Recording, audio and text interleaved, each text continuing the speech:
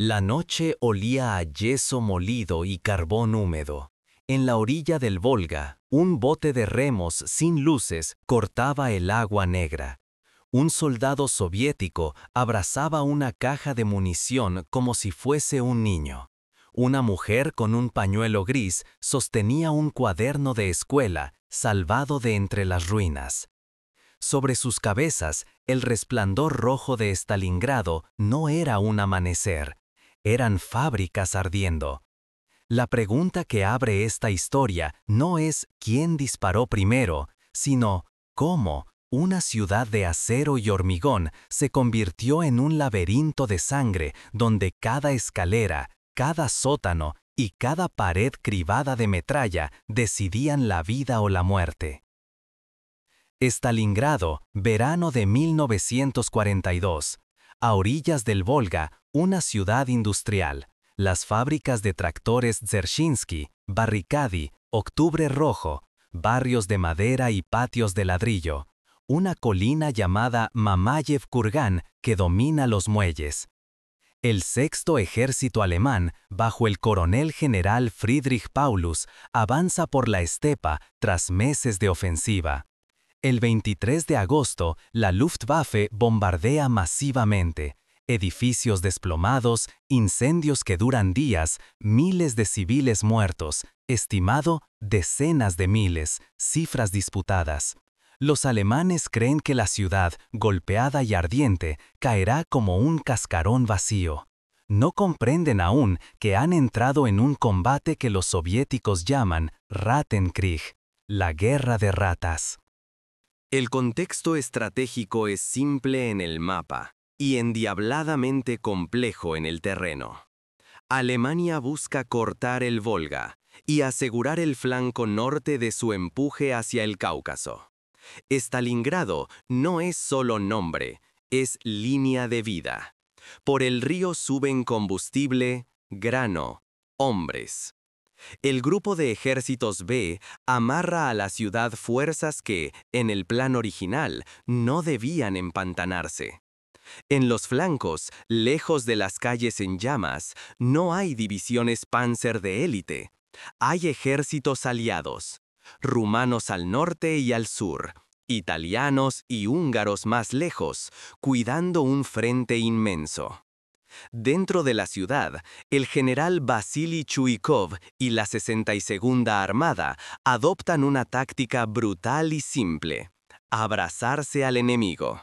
Si la distancia entre líneas se reduce a una pared o a una habitación, la artillería y la aviación alemanas pierden su ventaja. Nacen las casas fortaleza. La más célebre, la Casa de Pavlov, no es una leyenda romántica, sino un punto de fuego cruzado. Meses sosteniendo un rectángulo de pared contra asaltos y morteros. En el ascenso a Mamayev Kurgan, la tierra se convierte en polvo negro mezclado con esquirlas. Los cementerios improvisados se deshacen cuando vuelven los bombardeos. Los nombres en las cruces se pierden en el barro. La estructura de los combates se fragmenta. Ya no son frentes, sino patios y corredores. Una fábrica, por la mañana, alemana. Por la tarde, soviética. Al amanecer, de nadie. Los partes diarios mencionan el elevador de grano, una mole de hormigón que se defiende con ametralladoras en ventanas rotas y fusiles en las escaleras. En los sótanos, civiles y soldados comparten agua y humo. Los médicos improvisan puestos de socorro entre prensas y tornos. El hierro de las máquinas sirve de parapeto caracamillas. Mientras, la logística, silenciosa y decisiva, se tensa hasta el límite. El sexto ejército llega a la urbe con líneas de abastecimiento estiradas desde Kalach y más atrás. El consumo de munición urbana es gigantesco: granadas, cargas huecas, proyectiles de demolición. El combustible se diluye en una jungla de calles alfombradas de ladrillo. Cada cruce exige un pelotón. Cada pelotón pide cajas que no llegan a tiempo. Los soviéticos, en cambio, sostienen su defensa con el Volga como arteria. Barcazas, remolcadores, incluso botes de pescadores cruzan de noche bajo fuego de artillería. Traen cartuchos, sacos de pan, reemplazos agotados y se llevan heridos. A veces, solo sombras cubiertas de polvo. A fines de octubre de 1942, Stalingrado no cae. El Sexto Ejército combate calle a calle, pero su retaguardia sufre. El otoño convierte caminos en barro. El hielo muerde temprano. En Estados Mayores soviéticos se diseña otra operación, una que no busca reanudar la defensa heroica, sino cambiar el tablero. Nombre en clave: Urano. 19 de noviembre de 1942. Amanecer gris en la estepa. Al norte de la ciudad, sobre el Don, artillería soviética rompe el silencio con una preparación masiva. La ofensiva no golpea el corazón urbano, sino los flancos, allí donde resguardan la línea el Tercer Ejército rumano y, al sur, el Cuarto Ejército rumano. El golpe es concentrado y, sobre todo, coordinado. Cuerpos acorazados, infantería, artillería antitanque montada en trineos, comunicaciones que aprenden de las lecciones sangrientas del verano. La pinza se cierra en días. El 23 de noviembre, cerca de Kalach, los anillos norte y sur se encuentran. El Sexto Ejército, junto con unidades alemanas y aliadas, queda cercado en Stalingrado y sus alrededores, una bolsa inmensa en una llanura helada. Aquí el relato cambia de ritmo. Lo que había sido un tugurio en llamas se convierte en una trampa de hielo. Para los cercados, la única promesa viene del aire. Hermann Göring asegura que la Luftwaffe puede abastecer por puente aéreo 300 toneladas diarias, cifra que, en la práctica, pocas veces se alcanza. En promedio, entra una fracción, con pérdidas crecientes. 2 aeródromos, Pitomnik y Gumrak, son los pulmones. Cuando caen en enero, las esperanzas se asfixian. Los contenedores arrojados desde E-1111 o Ju-52 se rompen en la nieve. A menudo, la tropa recibe harina cuando pedía munición, munición cuando pedía gasolina. El hambre y el tifus avanzan con la misma disciplina que antes tenían los desfiles. En la ciudad, la 62ª Armada sigue abrazada a las ruinas. La temperatura cae por debajo de cero. El Volga se cubre de placas que crujen bajo los cascos de las barcazas. Mamayev-Kurgan cambia de manos una y otra vez. En Barrikadi, la escoria congelada forma cordones de defensa. Un artillero recuerda la visión de proyectiles disparados desde la sombra del taller hacia ventanas ennegrecidas. Un telegrafista vuelve a enlazar cables cortados con guantes helados.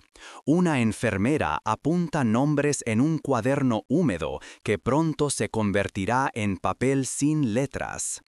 Fuera de la bolsa, el mariscal Manstein lanza tormenta de invierno para abrir un corredor desde Kotelnikovo.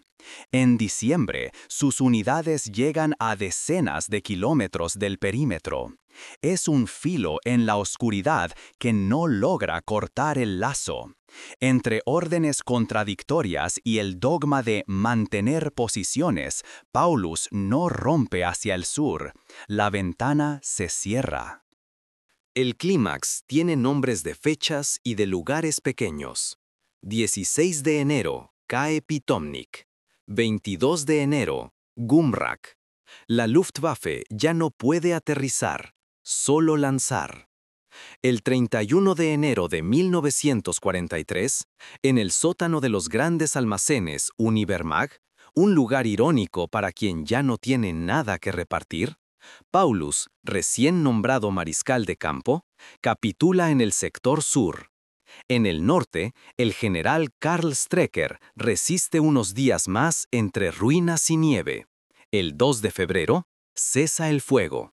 La ciudad no se conquista, se detiene de agotamiento. La ciudad de acero queda en pie a costa de verse enteramente de sangre. El recuento, inevitable y crudo, tiene cifras que no cierran con exactitud. Disputado. Pérdidas humanas soviéticas y alemanas, muertos, heridos, desaparecidos, que suman cientos de miles. Decenas de miles de civiles atrapados durante meses, algunos evacuados de noche, otros enterrados bajo los escombros sin nombre. Para el Eje, la destrucción del Sexto Ejército es más que una derrota, es una fractura estratégica y moral. Para la Unión Soviética, Stalingrado no es solo victoria, es prueba de que la guerra, hasta entonces defensiva y desesperada, puede cambiar de sentido. Detrás del humo y de las fotografías que hoy vemos, fachadas abiertas como libros rotos, esqueletos de fábricas como catedrales sin techo, hay una ecuación que explica el resultado. La de los mapas. Pegarse al enemigo, acortar la distancia para restarle fuego. La del río, convertir el Volga en carretera nocturna pese a la artillería. Y la de la logística, un asedio urbano no se gana solo con valentía, se gana con cartuchos, pan y queroseno, puestos donde deben estar cuando deben estar. Por el lado alemán, la tenaza fue perfecta en papel y frágil en los flancos. Por el soviético, la defensa fue feroz en la manzana, pero la victoria llegó cuando los martillos golpearon a kilómetros de distancia, donde el enemigo no miraba. También queda la aritmética del sufrimiento. En las cartas de soldados congeladas en enero aparecen frases cortas. No hemos dormido. No llegaron los caballos. La sopa era agua negra. El Volga hoy no quiso. Han vuelto a subir a la colina. Hay testimonios civiles que cuentan una infancia de sótanos, de panes cortados en astillas, de clases que continúan a la luz de una vela sobre cajas de munición vacías. Un viejo obrero recuerda haber vuelto a Octubre Rojo a los pocos meses, entre montones de chatarra y paredes parchadas, para volver a fundir acero. La ciudad se llamó a sí misma de acero antes de la guerra.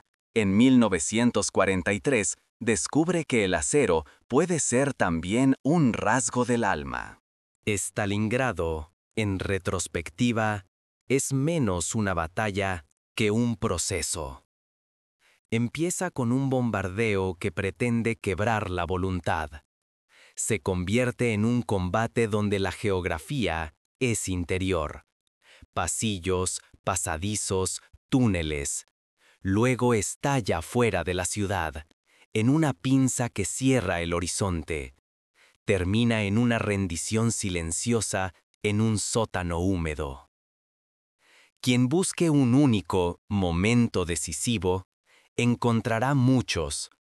Un bote que cruza a oscuras con 12 soldados y vuelve con 2. Un jefe de sección que decide aguantar una escalera y con eso retiene una calle. Un oficial que ordena avanzar cuando la retaguardia se deshace. Un piloto que suelta una carga sobre un descampado blanco y ve cómo el viento la arrastra al enemigo. ¿Qué nos deja entonces esta ciudad partida? Que el heroísmo y la aritmética conviven. Que la épica sin logística es literatura. Que la logística sin coraje es contabilidad. Que Urano triunfa porque la defensa previa enseñó dónde estaban las costuras. Que una casa puede ser una fortaleza y al mismo tiempo un lugar donde alguien calienta agua para un té amargo. Al final, cuando la nieve cubre los cráteres y el Volga vuelve a ser un espejo sin humo, la ciudad respira entre sus cicatrices. No es la misma, ni lo serán quienes la defendieron o la asaltaron. Stalingrado se convierte en símbolo por exceso. Exceso de destrucción, de resistencia, de vidas truncadas, pero también por una certeza que se sostiene en cada fotografía de pared descascarada. A veces, en la guerra, la victoria es solo esto: seguir aquí cuando el polvo cae y que el silencio por fin no dé miedo.